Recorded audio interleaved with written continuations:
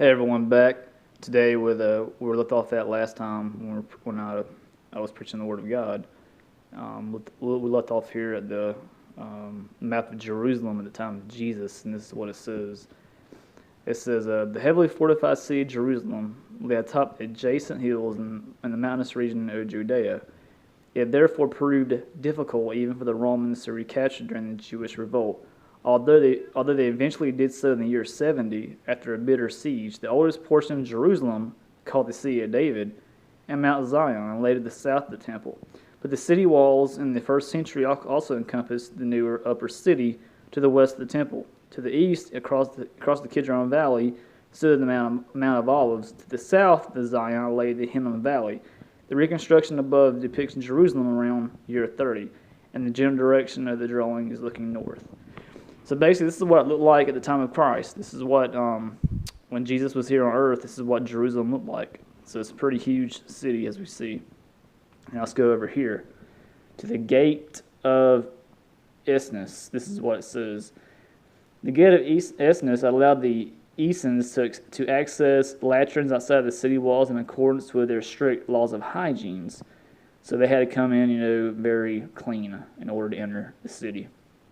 And 2, which was Herod's palace, which is right here, it says Herod's palace was the Jerusalem home of Herod the Great from 23 to 4 BC.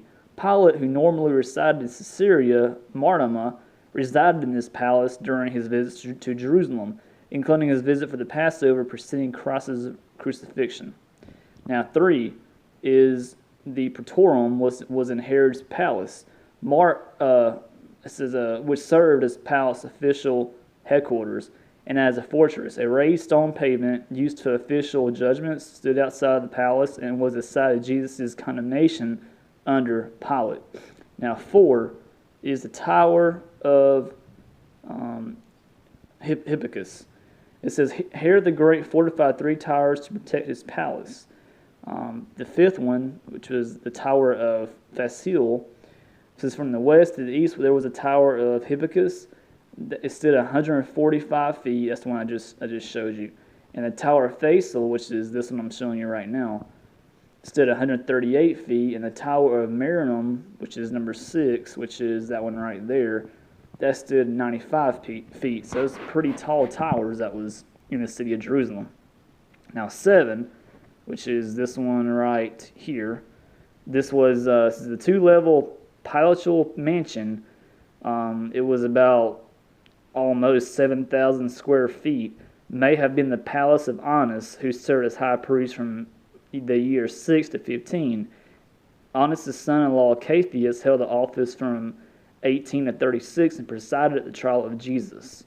Now 8 is this one right here, it says this is often considered the most likely location of Golgotha, which is it was basically a hill just outside of Jerusalem. It says the place of Jesus' death. It was on a hill overlooking a quarry outside the second wall of the city and near the garden gate. Now number 9 is going to be, I think this is it right here. My phone can focus right. That's 9. It says the Herod the Great lived in a luxurious Hasmonean palace from the mid-30s to 23 BC. While awaiting the building of his own new palace, Herod the Tetrarch lived in this palace during his reign from 4 BC to year 39. Jesus appeared before him here in either 30 or 33. Now 10 is right down here. It says this. The archives building contained the public registers, including genealogies as well as bonds taken by moneylenders, which allowed the recovery of debts. 11, which is that one right there. The Xerxes built on the site of the former Greek gymnasium, which was a place of mass assembly. 12, the council. This is the council house was a public building, perhaps functioning as an office, pretty much, as a judge's office. 13, it says, where's 13 right there? 13 says this. The temple was reconstructed by Herod the Great beginning in 20 to 19 BC. 14, The Bathsheba pools were twin pools, each measuring 312 by 196 feet, so it's pretty big pools, and 50 feet, and they're 50 feet deep. So huge pools they had here. A small Roman temple dedicated to Asclepius stood to the east of the pools. 15, the Garden of Gethsemane, which is going to be, I believe that's it right there. It says, the Garden of Gethsemane was located approximately 300 yards from Jerusalem and the Temple Mount. The Mount of Olives was a Sabbath day's journey away from Jerusalem, approximately 1,100 yards, or about three-fifths of a mile.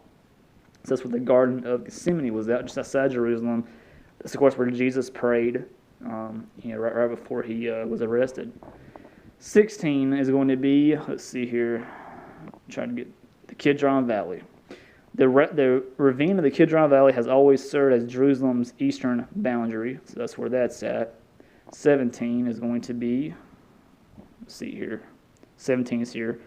It is the Pool of Siloam, a focal point of Jerusalem, adjoined a large dam and reservoir receiving water from the Gihon Spring, which is that right there. 18 is going to be right here. 18, the Hinnom Valley was to the south of the hill that was the original city of David. And then 19 is going to be right here.